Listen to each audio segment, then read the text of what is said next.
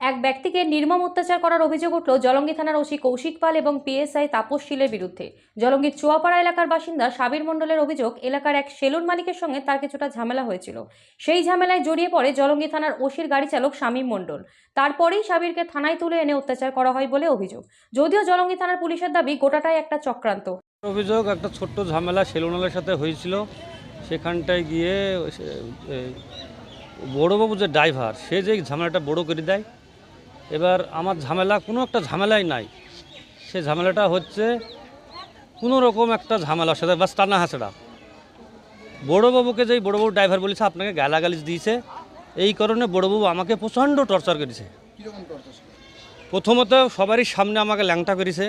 ল্যাংটা করি আমার গোটা শরীরে, আমার অঙ্গ প্রত্যঙ্গে সব মরিচ, কাঁচা লঙ্কা বেটি লাগিছে। তারপরে মারধর, আমার ভাঙ্গা পা আছে।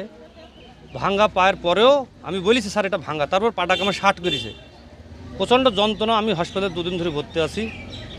অনুরোধ করেছি অনেকবার আমি যে ও আমাকে কেসও করেনি, ডায়েরি নাই, কিছু না। আমি সাধারণবাবু ধরা দিয়েছি পুলিশের হাতে, সাধারণবাবু ধরা দিয়েছি যে হচ্ছে আমি এটা করিনি স্যার।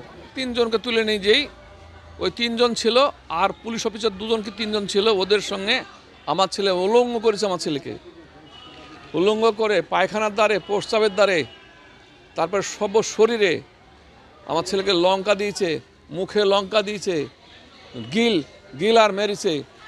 পা ভাঙাছে আমার ছেলের, সেই পা ভাঙাতে মেরেছে। তারপরে হলো আমার ছেলে বলেছে যে স্যার আমাকে মারেন না, আমার পাটা ওয়াক্ষাম আছে, তোর সাথে কে আছে দেখবো, তোর সঙ্গে কে আছে দেখবো, তোর কে বাঁচায় দেখবো।